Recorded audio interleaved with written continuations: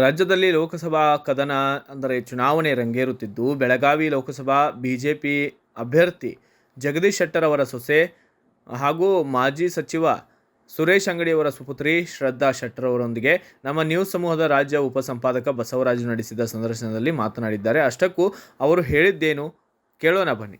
ಶ್ರದ್ಧಾ ಶೆಟ್ಟರ್ ಅವರು ಸಹ ಒಂದ್ ರೀತಿ ಮಹಿಳಾ ಮತದಾರರನ್ನ ಸೆಳೆಯಲಿಕ್ಕೆ ಸಾಕಷ್ಟು ಪ್ರಚಾರ ಆರಂಭಿಸಿದರೆ ಇವತ್ತಾನೇ ಒಂದ್ ರೀತಿ ಪ್ರಚಾರ ಆರಂಭ ಆಗಿದೆ. ಮೇಡಮ್ ನಮಸ್ಕಾರ.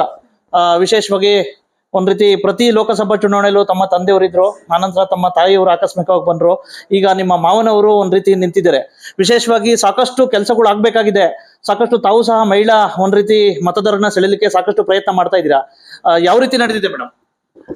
ಇವತ್ತು ನೀವು ಎಲ್ಲರೂ ನೋಡಿದ್ರೆ ನಮ್ಮ ಬೆಳಗಾವಿ ಜಿಲ್ಲೆಯ ಪ್ರತಿಯೊಂದು ತಾಲೂಕಿಂದ ಎಲ್ಲಾ ಕಾರ್ಯಕರ್ತರು ಬಂದಿದ್ರು. ಈಗ 20 ವರ್ಷದಿಂದ ಅವ್ರು ನಮ್ ಜೊತೆ ಇದ್ದಾರೆ. ನಮ್ಮ ಭಾರತೀಯ ಜನತಾ ಪಾರ್ಟಿಗೆ ಅವ್ರು ಸಾಕಷ್ಟು ದುಡ್ದಿದ್ದಾರೆ. ಅವರು ಇವತ್ತು ನಮ್ ಕೈ ಹಿಡಿದಿದ್ದಾರೆ ಅಂತ ನಾನ್ ನಂಬ್ತೀನಿ. ಆಮೇಲೆ ಬರುವಂತ ದಿನಗಳಲ್ಲಿ ನಮ್ಮ ಪ್ರಧಾನ ಮಂತ್ರಿ ಅವರು ನರೇಂದ್ರ ಮೋದಿ ಅವ್ರಿಗೆ ಇನ್ನೊಂದ್ಸಲ ನಾವು ಆರಿಸ್ತರ್ಬೇಕಂತ ನಾವ್ ಎಲ್ಲರೂ ಬಹಳ ಕೆಲಸ ಮಾಡ್ತಾ ಇದ್ವಿ. ಈಗ ತಮ್ಮ ತಂದೆಯವರು ಸಾಕಷ್ಟು ಕನ್ಸ್ಕೊಂಡಿದ್ರು, ಒಂದ್ ರೀತಿ ಸಾಕಷ್ಟು ರೈಲ್ವೆ ಯೋಜನೆ ಮತ್ತೆ ಸಾಕಷ್ಟು ಅಭಿವೃದ್ಧಿ ಕೆಲಸಗಳು, ವಿಶೇಷವಾಗಿ ತಮ್ಮ ಮಾವನವ್ರ ಮುಖಾಂತರ ಅದು ಸಚಿವರು ಮಾಡೋದ್ರ ಮುಖಾಂತರ ಗೆದ್ದು ಬಂದ್ರೆ ಈ ಸಮಸ್ಯೆಗಳನ್ನ ಅಭಿವೃದ್ಧಿ ಕೆಲಸಗಳನ್ನ ಪೂರೈಸ್ತಾರೆ. ಹೌದು, ಈಗ ತಂದೆಯವರಾಗ್ಲಿ ಆಮೇಲೆ ನಮ್ಮ ತಾಯಿ ಅವರು ಸಂಸದರಾದಾಗ ಸಾಕಷ್ಟು ಅವರು ಕೇಂದ್ರ ಸರ್ಕಾರದಿಂದ ಅನುದಾನವನ್ನ ತಗೊಂಡ್ ಬಂದಿದ್ರು. ಅವ್ ಈಗ ಮತ್ತೆ ಯಾವ ಕಾರ್ಯಗಳನ್ನ ಮುಂದುವರಿಸೋದ ಅವ್ರನ್ನ ಡೆಫಿನೆಟ್ಲಿ ಜಗದೀಶ್ ಶೆಟ್ಟರ್ ಸಾಹೇಬ್ರು ಮುಂದುವರಿಸ್ತಾರೆ ಅಂತ ನಾನು ಇವತ್ತು ಹೇಳಕ್ ಬಯಸ್ತೀನಿ. ತಾವು ಸಹ ಒಂದ್ ರೀತಿ ಅಭ್ಯರ್ಥಿ ಆಗ್ಬೇಕಾಗಿತ್ತು. ವಿಶೇಷವಾಗಿ ತಮ್ಮ ಮಾವನವರಾಗಿದ್ದಾರೆ. ವಿಶೇಷವಾಗಿ ಅಂಗಡಿ ಕುಟುಂಬಕ್ಕೆ ಸಿಗ್ಬೇಕು ಅಂತ ಹೇಳ್ಬಿಟ್ಟು ಅಂಗಡಿ ಕುಟುಂಬದ ಅಭಿಮಾನಿಗಳು ಒಂದು ಅಪೇಕ್ಷೆ ಇತ್ತು.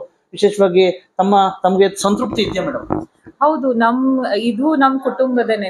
ಈಗ ನಮ್ ಕುಟುಂಬ ಅಂತಾನೆ ನಾನ್ ಹೇಳಕ್ ಬಯಸ್ತೀನಿ. ಆಮೇಲೆ ನಮ್ ಕಾರ್ಯಕರ್ತರು ಅದನ್ನೀಗ ಅವ್ನು ಸಾಹೇಬ್ರಾದ್ರೂ ನಮಗ ಬಹಳ ಖುಷಿ ಐತಿ ಅಂತಾನ ನಮ್ಗೆಲ್ಲಾರು ಹೇಳಿದ್ರು. ಯಾಕಂದ್ರೆ ಜಗದೀಶ್ ಶೆಟ್ಟರ್ಸ್ ಅವರು ಸಾಕಷ್ಟು ಅವರು ಇಲ್ಲಿ ಎಲ್ಲಾ ಕಡೆ ಅಡ್ಡಾಡ್ದವ್ರಿದ್ರು. ನಮ್ಮ ತಂದೆಯವ್ರ ಜೊತೆ ಅವರು ಕೂಡ ಇಲ್ಲಿ ಪಾರ್ಟಿಯನ್ನ ಸಂಘಟನೆ ಮಾಡ್ದವ್ರಿದ್ರು.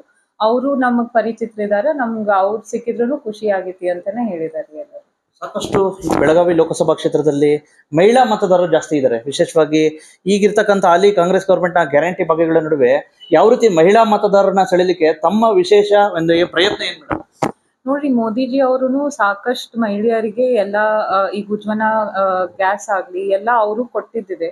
ಆಮೇಲೆ ಕಾಂಗ್ರೆಸ್ನವರು ಕೊಟ್ಟಿದ್ದು ಗ್ಯಾರಂಟಿ ಕೊಟ್ರು, ಆದ್ರೆ ಎಷ್ಟ್ ಮಂದಿಗೆ ಅದ್ ಹೋಗ್ ಮುಟ್ಟಿದೆ ಇನ್ನೂ ಅದ್ರ ಬಗ್ಗೆ ಕೆಲವೊಬ್ರಿಗೆ ಅಷ್ಟೇ ಮುಟ್ಟೈತಿ. ಕೆಲವೊಬ್ರು ಇನ್ನೂ ನಿರಾಸೆ ಆಗಿದ್ದಾರೆ, ನಮಗ್ ಸಿಕ್ಕೇ ಇಲ್ಲ ಅಂತ.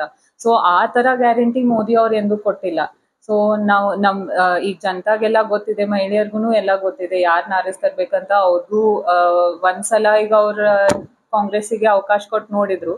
ಆದ್ರೆ ಇನ್ಮೇಲೆ ಅವ್ರಿಗೆ ತಪ್ಪು ಮಾಡಿದಾರೆ ಅಂತ ಈಗ ಗೊತ್ತಾದ್ಮೇಲೆ ಅವ್ರಿಗೆ ಮೋದಿ ಅವ್ರಿಗೆ ನಾವು ಹಾಕ್ತಿವಿ ಅಂತಾನೆ ಅಂತಾರೆ. ಭಾರತೀಯ ಜನತಾ ಪಾರ್ಟಿಗೆ ನಾವು ಆರಿಸ್ತರ್ತೀವಿ ಅಂತ ಬಹಳಷ್ಟು ಮಹಿಳೆಯರು ನಮ್ಗಂತ ಇದ್ದಾರೆ. ವಿಶೇಷವಾಗಿ ಒಂದ್ ರೀತಿ ಮೋದಿ ಅವ್ರನ್ನ ಪ್ರಧಾನಿ ಮಾಡ್ಬೇಕು ಅಂತ ಹೇಳ್ಬಿಟ್ಟು ಸಾಕಷ್ಟು ಜನ ಕಾರ್ಯಕರ್ತರು ಒಂದ್ ರೀತಿ ಸಂಕಲ್ಪ ತೊಟ್ಟಿದ್ದಾರೆ. ಆ ಎಲ್ಲಾ ಕಾರ್ಯಕರ್ತರಿಗೆ ಏನ್ ಹೇಳಿಕ್ ಬಯಸ್ತಾರೆ? ಎಲ್ಲಾ ಕಾರ್ಯಕರ್ತರಿಗೆ ನಾನು ಬದಲಾಗಿ ನಮ್ಮ 20 ವರ್ಷ ಬೆಳಗಾವಿ ಜಿಲ್ಲೆಯನ್ನ ಅವ್ರು ಯಾವತ್ತೂ ನಮ್ ಜೊತೆ ಸಹಕಾರದಿಂದ ಕೆಲಸ ಮಾಡಿದಕ್ಕೆ ನಾನು ಫಸ್ಟ್ ಅವ್ರಿಗೆ ಅಭಿನಂದನೆ ಸಲ್ಲಿಸ್ಬೇಕಂತ ಮಾಡ್ತೀನಿ. ಆಮೇಲೆ ಬರುವಂತ ದಿನಗಳಲ್ಲಿ ಕೂಡ ಏನೇ ಕೆಲಸ ಇದ್ರೂ ನಾವು ಯಾವತ್ತೂ ಅವ್ರ ಜೊತೆ ಇರ್ತೀವಿ. ಆಮೇಲೆ ನಾವು ಎಲ್ಲರೂ ಒಟ್ಟಾಗಿ ಈಗ ನಮ್ಮ ನರೇಂದ್ರ ಮೋದಿ ಅವರನ್ನ ಇನ್ನೊಂದ್ಸಲ ಪ್ರಧಾನ ಮಂತ್ರಿ ಮಾಡೋಣ ಅಂತ ಅವರಿಗೆ ನಾನು ಹೇಳಕ್ ಬಯಸ್ತೀನಿ. ಎಷ್ಟು ಅಂತರದಿಂದ ಗೆಲ್ಬೋದು ಅಂತ ವಿಶ್ವಾಸ ಇದೆ? ನಾವು ಯಾವತ್ತೂ ಹೈಯೆಸ್ಟ್ ಲೀಡ್ ದಿಂತ್ರನೇ ಗೆಲ್ತಾ ಇದೀವಿ ಬೆಳಗಾವ. ಅದೇ ರೀತಿಯಲ್ಲಿ ಇದು ಸರ ನಾವು ಗೆಲ್ತೀವಿ ಅಂತ ನಾನು ಇವತ್ತು ಹೇಳಕ್ ಬಯಸ್ತೀನಿ. ಇವಿಷ್ಟು ಒಟ್ಟಾರೆ ಗೊತ್ತಾಯ್ತಲ್ಲ. ಮಾನ್ಯ ಸುರೇಶ್ ಅಂಗಡಿ ಸಾಹೇಬ್ರ ಸುಪುತ್ರಿ ಅವರು ಜಗದೀಶ್ ಶೆಟ್ಟರ್. ಬ್ಯೂರೋ ರಿಪೋರ್ಟ್ ಬಸವರಾಜು, ಭಾರತ ವೈಭವ news, Belagavi. Thanks for watching. Read, discuss and debate with editor Dr. Yan Prashant Rao. Wanted reporters in print, digital and visual media for Bharat Vaibhav Daily Newspaper, BV News Channel and BV Fast Web News from all the talukas of Karnataka. If interested, send your